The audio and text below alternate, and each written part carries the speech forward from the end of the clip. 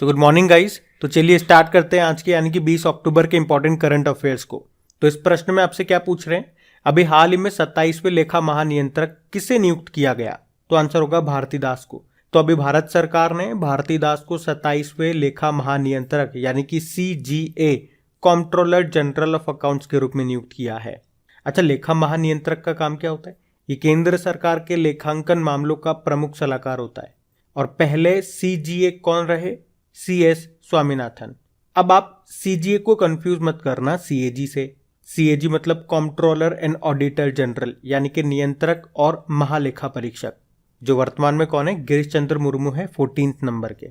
और इनके बारे में संविधान के किस अनुच्छेद में बताया गया? आर्टिकल 148 में।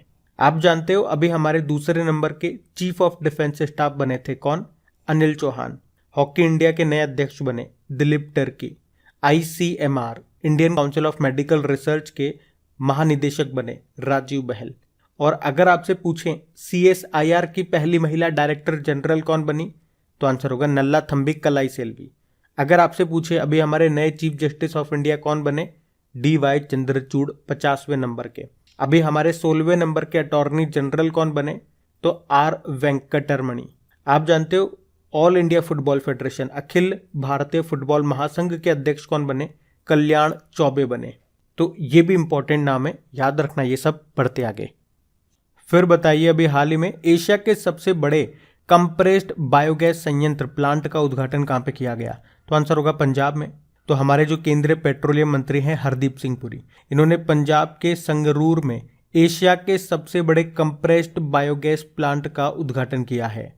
ये प्लांट 20 एकड़ के क्षेत्र में फैला हुआ है और लगभग 220 करोड़ रुपए की लागत से बना है। इस प्लांट में उत्पादन की बात करें तो प्रतिदिन लगभग 6 टन उत्पादन होता है और ये पराली जलाने की आवश्यकता को भी कम करने में मदद करेगा। अच्छा, ये हम बात कर रहे हैं कंप्रेस्ड बायोगैस की। एक कंप्रेस्ड नेचुरल गैस भी होता है CNG जिसे आप बोलते हो। तो दोनों में अंतर क्या है? तो CNG बोल दूं या CBG बोल दूं, दोनों में मुख्य रूप से मीथेन गैस होती है। अंतर आप कह सकते हो जो CNG है वो गैसोलीन की तरह भूमि के अंदर से प्राप्त होता है और जो CBG कंप्रेस्ड बायोगैस है ये अपशिष्ट या अन्य जैविक सामग्री से बनाया जाता है। अच्छा, मुझे बताओ एशिया का सबसे बड़ा बायो CNG प्लांट का उद्घाटन कहाँ पे किया गया? इंदौर में। फिर बताओ दुनिया का सबसे बड़ा CNG टर्मिनल कहाँ पे बनेगा? भावनगर गुजरात में। फिर बताओ भारत का पहला बायोमास आधारित हाइड्रोजन प्लांट कहाँ पे स्थापित हुआ? तो आंसर होगा मध्य प्रदेश के खंडवा जिले में। फिर बताओ भारत का पहला एथेनॉल प्लांट कहाँ पे स्थापित हुआ? पूर्णिया बिहार में। फिर बताओ भारत का पहला शुद्ध हरित हाइड्रोजन प्लांट कहाँ पे बनेगा? तो आंसर होगा असम में। फिर बताओ जो रिलायंस है ये भारत का पहला और दुनिया का सबसे बड़ा कार्बन फाइबर प्लांट कहाँ पे खोलेगा? हजीरा गुजरात में। यहाँ पे हमने CNG की बात भी करी थी अभी, लेकिन अगर मैं LPG की बात करूं जो आपके घरों में इस्तेमाल होती है लिक्विफाइड पेट्रोलियम गैस, इसमें मुख्य रूप से क्या होता है? ब्यूटेन और प्रोपेन होता है। यहाँ से एक साइंस का प्रश्न एग्जाम में पूछा जाता है आपके कि इसमें स्मेल जो आती है जब लीक होती है तो स्मेल लाने के लिए इसमें क्या डाला जाता है? तो आंसर होगा इथाइल मरकैप्टन। तो ये पॉइंट्स आप याद रखना। और यहाँ पे साइंस की बात हुई तो आपको अपडेट कर दूँ कि आपकी क्रैक एग्जाम एप्लीकेशन में हमने एक न्यू क्विज का पोर्शन ऐड किया है। एक्चुअली एक नहीं 2, जिसमें आप जब एप्लीकेशन खोलोगे तो डेली 10 स्टैटिक क्वेश्चंस की आपको क्विज मिलेगी। और वो स्टैटिक क्वेश्चन कौन से होंगे? जो आपके डेली करंट अफेयर्स बन रहे हैं ना, वहीं से स्टैटिक क्वेश्चन निकाल करके पूछे जाएंगे। जैसे आपने अभी पढ़ा कि BCCI के नए अध्यक्ष कौन बन गए, तो यहाँ से स्टैटिक प्रश्न बन जाएगा। भाई अपॉइंटमेंट में तो आपने पढ़ ही लिया कि रॉजर बिन्नी भाई साहब बन गए। अब कौन से नंबर के बने ये प्रश्न पूछ लिया तो आप आंसर कर दोगे 36वें नंबर के, 36 नंबर के। आपसे पूछ लेंगे BCCI की स्थापना कब हुई थी, इसका मुख्यालय कहाँ पर है। ये स्टैटिक प्रश्न ही तो हैं, कहाँ से निकल रहे हैं? क्योंकि BCCI भी न्यूज़ में है। तो इस तरह के स्टैटिक प्रश्न निकाल करके डेली आपको ये तो मिलेगा 10 स्टैटिक प्रश्न। तो ये आपकी प्रैक्टिस करने की जिम्मेदारी आपकी होगी। उसके अलावा दूसरी सीरीज कौन सी स्टार्ट करिए? जनरल अवेयरनेस, सामान्य विज्ञान, जो आपके एग्जाम में परीक्षाओं में पूछे जाते हैं प्रश्न, वो वाले। वो शायद आपको डेली ना मिल पाए, 2 दिन में 3 दिन में, जैसे भी मेरे से पॉसिबल होगा, क्योंकि सारा खेल टाइम का है। मैं मेहनत करने के लिए तैयार हूँ, लेकिन वो टाइम का इशू पड़ जाता है। तो एक दिन में नहीं हो पाया तो 2 दिन में मैं अपडेट कर दिया करूँगा, लेकिन आपको मिलती रहेगी। वो भी प्रैक्टिस करने की जिम्मेदारी आपकी है। सपोर्ट करने की जिम्मेदारी आपकी है। आपका पॉजिटिव रेस्पॉन्स रहेगा तो देखो मुझे भी काम करने में मज़ा आएगा। तो रेस्पॉन्स आपका रहना चाहिए। अच्छा लगता है तो प्लीज़ इन्हें शेयर ज़रूर करा करें अपने दोस्तों के साथ में, तभी तो आपका रेस्पॉन्स मुझे दिखेगा। तो लाइक और शेयर करना मत भूलना। अभी बढ़ते हैं आगे। चलो फिर बताओ, अक्टूबर 2022 में किस देश ने वैश्विक युवा जलवायु शिखर सम्मेलन की मेजबानी की? तो आंसर होगा बांग्लादेश ने। तो अभी 20 अक्टूबर 2022 को खुलना बांग्लादेश में वैश्विक युवा जलवायु शिखर सम्मेलन का आयोजन किया गया। इसमें 70 देशों के युवाओं ने हिस्सा लिया और इसमें भाग लेने वाले युवा ये पता लगाएंगे कि वे जलवायु परिवर्तन के खिलाफ लड़ाई का नेतृत्व कैसे कर सकते हैं। अच्छा, युवा से आपको याद आएगा अंतर्राष्ट्रीय युवा दिवस, इंटरनेशनल यूथ डे कब मनाते हैं? 12 अगस्त को, जिस दिन हाथी दिवस भी होता है। और नेशनल यूथ डे कब होता है? 12 जनवरी को, स्वामी विवेकानंद जी के जन्मदिन को। अभी खेलो इंडिया यूथ गेम्स का 4था संस्करण भी हुआ था। कहाँ पे? हरियाणा के पंचकुला में, जिसका शुभंकर था धाकड़ और उसमें विजेता रहा हरियाणा, यानी कि पहले स्थान पे हरियाणा था। और वर्ल्ड यूथ स्किल डे कब मनाया जाता है? 15 जुलाई को। अब बात बांग्लादेश की है, तो ये रहा मैप में बांग्लादेश। देखो, बांग्लादेश की कैपिटल ढाका है, यहाँ की करेंसी है टका और बिम्स्टेक का हेडक्वार्टर आपको ढाका में ही मिलेगा। प्रधानमंत्री शेख हसीना है और प्रेसिडेंट है अब्दुल हामिद। और सबसे इंपॉर्टेंट पॉइंट कि बांग्लादेश का भी सबसे लंबा पुल का उद्घाटन किया गया था, उसका नाम क्या है? पद्मा पुल है। इसकी लंबाई भी याद रखो 6.15 है। किस नदी पे? पद्मा नदी पे। और बांग्लादेश के यूनाइटेड नेशन में जो परमानेंट रिप्रेजेंटेटिव हैं, रबाब फातिमा उनका नाम है, जो कि अभी under secretary general of United nation बनी है, ये भी याद रखो। और बांग्लादेश के शिक्षक चैरिटी विद्यानंदो के संस्थापक हैं किशोर कुमार दास। इनको अभी Commonwealth points of lights award से सम्मानित किया गया। और IQ एयर की विश्व वायु गुणवत्ता रिपोर्ट के अनुसार दुनिया का सबसे प्रदूषित देश बताया गया था बांग्लादेश को। भारत इसमें 5वें स्थान पर रहा। और आपको याद हो तो भारत और बांग्लादेश ये 6 दिसंबर को मैत्री दिवस के रूप में मना रहे हैं। वैसे हम मैत्री एक्सरसाइज किसके साथ करते हैं? थाईलैंड के साथ में। और मैनामती मैत्री करते हैं बांग्लादेश के साथ में। अच्छा, बांग्लादेश के साथ और कौन कौन सी एक्सरसाइज करते हैं? एक तो बोंगो सागर एक्सरसाइज करते हैं, एक संप्रीति एक्सरसाइज करते हैं, एक मैनामती मैत्री आपको बताया, एक कॉर्पेट नाम का एक्सरसाइज भी हमने किया बांग्लादेश के साथ में। और भारत की सर्वाधिक सीमा बांग्लादेश से ही लगती है, यह भी याद रखना। और वैसे भारत के कितने राज्य हैं जो कि बांग्लादेश के साथ सीमा लगाते हैं? तो 5। और कैसे याद रखोगे? पश्चिम बंगाल, ऐसे याद रखो। पश्चिम बंगाल की मुख्यमंत्री कौन? ममता बनर्जी। तो ममता से आंसर आएगा। M से हो जाएगा मेघालय, A से हो जाएगा असम, M से हो जाएगा मिजोरम, T से हो जाएगा त्रिपुरा। और ममता बनर्जी कहाँ की मुख्यमंत्री है? पश्चिम बंगाल की। तो एक हो गया पश्चिम बंगाल, सर्वाधिक सीमा पश्चिम बंगाल से लगती है। तो ये सारे पॉइंट्स आप याद रखना। बढ़ते हैं आगे। चलो फिर बताओ, अभी अक्टूबर 2022 में किसे अंतरराष्ट्रीय सौर गठबंधन इंटरनेशनल सोलर अलायंस के अध्यक्ष के रूप में फिर से चुना गया?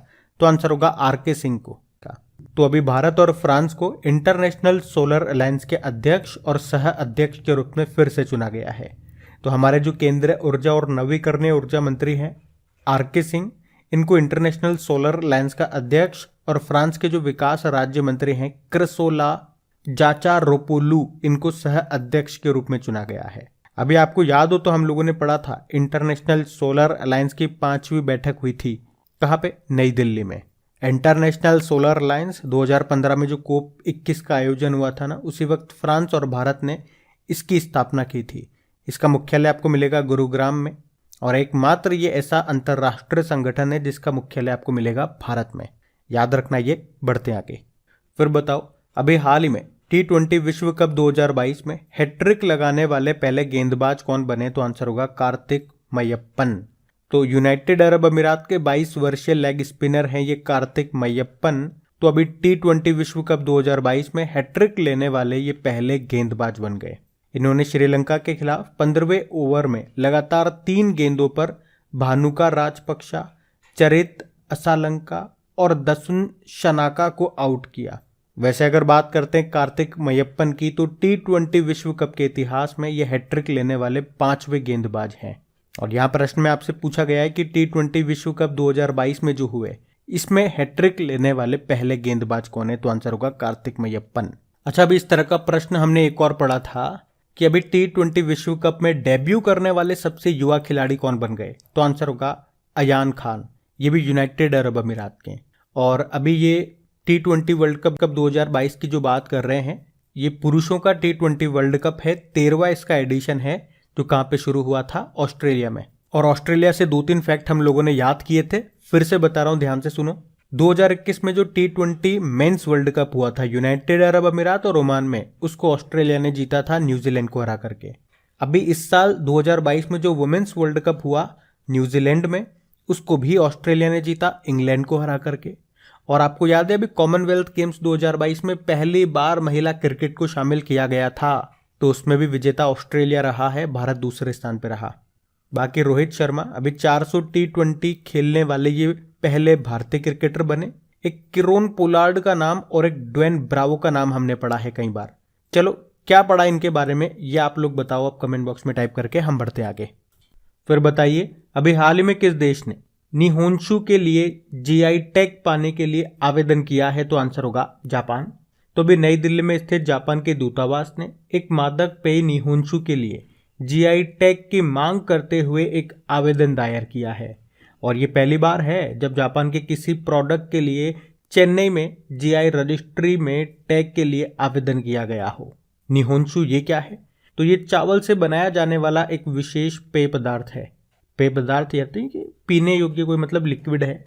अच्छा, GI टैग मतलब जियोग्राफिकल इंडिकेशन अधिनियम आया था 1999 में, लागू हुआ था 2003 में। पहला GI टैग मिला था 2004 में दार्जिलिंग टी को, जो कि पश्चिम बंगाल की है। अच्छा, इसी तरह से कुछ दिन पहले हमने पढ़ा था अभी उड़ीसा ने काई चटनी के लिए GI टैग की मांग की थी। ये चटनी चींटियों से बनी हुई है। और अभी आपको याद होगा हिमाचल प्रदेश के कांगड़ चाय को यूरोपीय आयोग के द्वारा GI टैग मिलेगा, ये पढ़ा था हमने। तमिलनाडु के नरसिंहपेट्टई नागस्वम को GI टैग मिला था, ये एक शास्त्रीय पवन संगीत वाद्य यंत्र है। अभी महाराष्ट्र के सफेद प्याज को और वाडा कोलम चावल को GI टैग मिला था। अभी केरल के एडियूर मिर्च को GI टैग मिला। मध्य प्रदेश के चिन्नौर चावल को GI टैग मिला। पश्चिम बंगाल के सरभजा और सरपुरिया मिठाई को GI टैग मिला। नागालैंड की ककड़ी को GI टैग मिला। राजस्थान की सोजत मेहंदी को GI टैग मिला था। और असम की जुडीमा राइस वाइन को GI टैग मिला था। और इस तरह से ये पूर्वोत्तर की पहली शराब है जिसे GI टैग मिला। और ये किससे मिलके बनी? और ये बनी हुई है, ये वाइन जुडीमा चावल से बनी हुई है। बाकी देखो बात यहाँ पे जापान की है, तो ये रहा मैप में जापान। जापान की कैपिटल क्या है? टोक्यो। जापान को सुकुमारों का देश, निप्पन या सूर्योदय का देश भी कहा जाता है, ये भी याद रखना। करेंसी क्या है? येन है। और इसके प्रधानमंत्री कौन है वर्तमान में? Fumio Kishida. और अभी इसके पूर्व प्रधानमंत्री शिंजो अबे का निधन हो गया। जापान की संसद को क्या कहते हैं? डाइट कहते हैं। और याद रखना 2025 में वर्ल्ड एथलेटिक्स चैंपियनशिप का आयोजन ये टोक्यो जापान में ही होगा। अभी जो वर्ल्ड इकोनॉमिक फोरम ने travel and tourism development index जारी किया था, जिसमें भारत 54 नंबर पे था, उसमें टॉप पे था जापान। और इस साल हमने जापान के साथ धर्मा गार्जन नाम की एक्सरसाइज की थी। कहाँ पे? कर्नाटक के बेलगाम में। और अभी जापान ने हाइबरी नाम से अपनी पहली हाइड्रोजन से चलने वाली ट्रेन को लॉन्च किया था। और बताओ नेताजी अवार्ड 2022 से हमने किसको सम्मानित किया था? यहाँ के पूर्व प्रधानमंत्री शिंजो अबे को, जिनका भी जुलाई में निधन हो गया। ये जापान के सबसे लंबे समय तक प्रधानमंत्री रहे थे। हमने इनको 2021 में पद्म भूषण से भी सम्मानित किया था, जो कि भारत का दूसरा सर्वोच्च नागरिक सम्मान है। वैसे जापान के साथ कौन कौन सी एक्सरसाइज करते हैं हम? धर्मा गार्जन हो गया, जिमैक्स हो गया, शिन्यू मैत्री हो गया, सहयोग काजिन हो गया, और एक मालाबार एक्सरसाइज भी करते हैं जिसमें 4 देश होते हैं, मतलब quad countries, Bharat, Japan, America और ऑस्ट्रेलिया। तो याद रखना ये सारे पॉइंट्स पढ़ते आगे। फिर बताओ अक्टूबर 2022 में बंगलुरु में नेशनल ओपन एथलेटिक्स चैंपियनशिप में पुरुषों की प्रतियोगिता में किसने स्वर्ण पदक जीता, गोल्ड मेडल जीता? तो आंसर होगा DP मनु ने। तो भारतीय जेवलिन थ्रोवर है ये DP मनु, जिन्होंने बंगलुरु में नेशनल ओपन एथलेटिक्स चैंपियनशिप में 81.23 मीटर के थ्रो के साथ पुरुषों की प्रतियोगिता में गोल्ड मेडल जीता है। जबकि रोहित यादव ने 79.30 मीटर के थ्रो के साथ सिल्वर जीता। और ये जो DP मनु है, अभी गुजरात में जो 36वें नेशनल गेम्स हुए थे ना, उसमें भी इन्होंने गोल्ड जीता था। अच्छा, कमलप्रीत कौर का नाम अभी हमने पढ़ा था। डोपिंग आरोपों के चलते 3 साल का प्रतिबंध इन पे लगाया गया। पूछा जा सकता है इनका संबंध किस खेल से है? डिस्कस थ्रोवर हैं ये। अभी हमने कहा 36वें नेशनल गेम्स हुए कहाँ पे, गुजरात में, जिसका शुभंकर था सवज, जिसका मतलब होता है शावक। इसमें पहले स्थान पे सर्विसेज था, टोटल 128 मेडल जीते जिसमें से 61 गोल्ड थे। सेकंड पे महाराष्ट्र था, टोटल 140 मेडल जीते जिसमें से 39 गोल्ड थे। और तीसरे पे हरियाणा था, टोटल 116 मेडल जीते जिसमें से 38 गोल्ड थे। भाई गोल्ड के आधार पर ही रैंकिंग डिसाइड होती है, याद रखना। और इसमें सर्वश्रेष्ठ महिला एथलीट रही है हर्षिका रामचंद्रन, और सर्वश्रेष्ठ पुरुष एथलीट रहे साजन प्रकाश। और अगली साल जो 37वें नंबर के नेशनल गेम्स होंगे वो कहाँ पे होंगे, गोवा में होंगे। बताओ अभी किस स्नूकर चैंपियन ने कुआलालंपुर में जो 25वां विश्व खिताब है वो जीत लिया, तो आंसर होगा पंकज आडवाणी ने। ये भी पॉइंट्स याद रखना, बढ़ते आगे। चलो बताओ, अक्टूबर 2022 में विश्व ब्लॉकचेन शिखर सम्मेलन का 22वां वैश्विक संस्करण ये किस शहर में आयोजित किया गया, तो आंसर होगा दुबई में। तो वर्ल्ड ब्लॉकचेन समिट ये इसका 22वां संस्करण है जो कि अभी 17 से लेकर 19 अक्टूबर 2022 तक हुआ। कहाँ पे, दुबई में हुआ। और ये शिखर सम्मेलन ब्लॉकचेन पर बातचीत और कार्रवाई शुरू करने के लिए सरकार और निवेशकों के सहित विशेषज्ञों को एक साथ लाने का एक प्रयास था। अब अगला जो शिखर सम्मेलन होगा वो दिसंबर 2022 में होगा बैंकॉक में। ब्लॉकचेन ये क्या है, ये एक ऐसा सिस्टम है जिसमें बिटकॉइन या किसी भी क्रिप्टो करेंसी में किए गए लेन देन का रिकॉर्ड को कई कंप्यूटरों में मेंटेन किया जाता है। अच्छा, अगर एक प्रश्न मैं आपसे पूछूं इसी से संबंधित कि 2021 में आपको याद हो तो छात्रों को डिजिटल रूप में ब्लॉकचेन आधारित शैक्षिक डिग्री प्रदान करने के लिए एक सिस्टम शुरू करने वाला भारत का पहला इंस्टीट्यूट कौन सा बना था, तो आंसर होगा IIT कानपुर। आप जानते हो दुनिया की पहली 100% पेपरलेस सरकार कौन सी बनी, दुबई सरकार। तो ये याद रखना, बढ़ते आगे। फिर बताओ, अभी अक्टूबर 2022 में शुरू हुए 12वें डिफेंस एक्सपो 2022 की थीम क्या है, तो आंसर होगा पाथ टू प्राइड। तो ये डिफेंस एक्सपो 2022 ये इसका कौन सा संस्करण है, 12वां संस्करण है। कहाँ पे शुरू हुआ, गुजरात के गांधीनगर में। थीम क्या है, पाथ टू प्राइड। और इसका उद्देश्य क्या है, घरेलू रक्षा आवश्यकताओं को पूरा करना और मित्र देशों की जरूरतों को पूरा करना। मतलब जो भी डिफेंस से रिलेटेड जो भी हमारे पास हथियार हैं, जो भी मशीनें हैं, उनकी यहाँ पे प्रदर्शनी लगाई जाती है। आपको याद है इस साल 7वां स्पेस एक्सपो 2022 का आयोजन कहाँ पे हुआ था, बंगलुरु में। और अभी तीसरा ग्लोबल ऑर्गेनिक्स एक्सपो का आयोजन कहाँ पे हुआ था, नई दिल्ली में। और अगर आपसे पूछा जाए कि दिसंबर 2022 में नवा वर्ल्ड आयुर्वेद कांग्रेस और आरोग्य एक्सपो का आयोजन कहाँ पे होगा, तो आंसर होगा गोवा में। तो याद रखना पॉइंट्स, बढ़ते आगे। फिर बताओ, अभी हाल ही में कटी बिहू पर्व ये किस राज्य में मनाया गया, तो आंसर होगा असम में। तो ये जो कटी बिहू है, याद रखना इसे कोंगली बिहू भी कहा जाता है। और ये एक फसल का त्यौहार है जो अभी 18 अक्टूबर 2022 को मनाया गया। ये जो दिन है ये असमिया कैलेंडर के अनुसार कटी महीने के पहले दिन को मनाया जाता है, जो कि अक्टूबर के महीने में ही पड़ता है। कटी का मतलब होता है काटना। तो इस दिन फसल कटाई की शुरुआत होती है और फिर धान की बुआई की जाती है। इस अवसर पर लोग अपने घरों के साथ साथ धान के खेतों में दीपक जलाकर अगले मौसम में बेहतर फसल की प्रार्थना करते हैं।